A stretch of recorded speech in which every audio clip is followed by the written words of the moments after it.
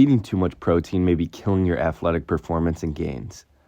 While you may have heard that you need to eat 1 gram of protein per pound of body weight, this advice is actually well over what you actually need, and I'm kind of sick of hearing it. I'm going to tell you why this much protein is likely hurting your performance and where you should shift your nutrition efforts instead. By the end of this video, you should have a better understanding of the optimal protein intake for your athletic goals. Protein intake is a vital part of muscle growth, and you will hear fitness gurus everywhere saying you need 1 gram of protein per pound of body weight, like it's part of the Bible. However, the actual current recommendation for protein is only 0.8 grams per kilogram, which is substantially less than the often recommended 1 gram per pound of body weight. If you do the math, it is actually only a little over a third of a gram per pound.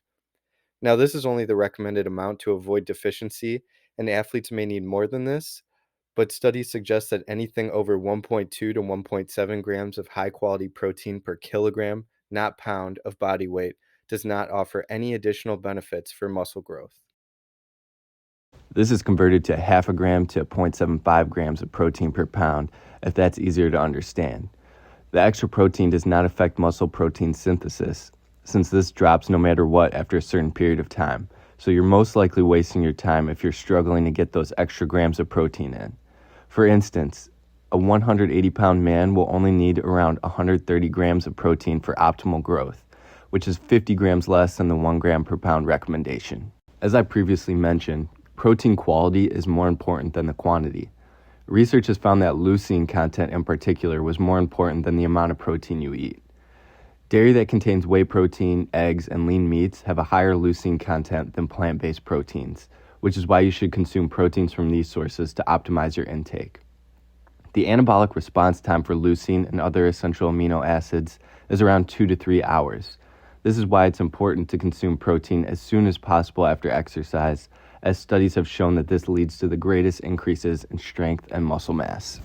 Research also tells us that consuming protein before and after exercise maximizes muscle growth, with the optimal supplementation being around 20 to 25 grams of protein. Additionally, consuming protein before sleep can also promote muscle growth, as it stimulates muscle protein synthesis and allows for a better nitrogen balance overnight. Also, a small study found that a protein and carb supplement taken before bed resulted in greater muscle growth, particularly in the quads, and larger increases in 1-rep maxes when compared to a control group that was not supplemented with protein. One interesting finding from research is that muscle building has been found to drop simultaneously with insulin levels. Therefore, consuming carbs may be beneficial to counteract this effect. Current carbohydrate recommendations for athletes vary based on the sport and activity level, ranging from 3 to 5 grams per kilogram for skilled sports with low activity, 5 to 8 grams per kilogram for endurance and team sports, and up to 8 to 10 grams per kilogram for long-distance endurance or high-intensity training. This means that athletes could potentially need almost 3,000 calories from carbs alone to support their performance needs. Even sprinting and weightlifting require a significant amount of carbohydrates, since both these activities rely on glycogen storage. Unfortunately, many weightlifters tend to focus more on the protein intake and neglect carbs, which can lead to depleted glycogen stores and can hurt their performance. In fact, a study has shown that just 3 sets of 8 to 10 bicep curls can deplete around 35% of your glycogen stores. If you've ever worked out before, you know that this is not a very intense exercise, and this shows just how important carbs are in exercise. Carbs can even help limit protein breakdown, which will improve the nitrogen balance. Also, despite dietary guidelines being unanimous for high carb intake for enhancing athletic performance, many athletes and gym goers fail to consume optimal levels of carbs. Have you ever felt overly full for hours after consuming a protein shake? Could be due to the satiating effect of protein. As I previously mentioned, excessively high protein intake is not necessary for maintaining an optimal nitrogen balance. Consuming carbs as an energy source can also be as effective, as it does not have the same filling effect, which may allow you to eat more food and ultimately gain more muscle mass. It is also worth noting that a low-carb diet deprives muscles of the preferred fuel source for muscle contraction. That's why it's important to ensure you're eating a well-rounded diet that includes both proteins and carbs for optimal performance and muscle growth.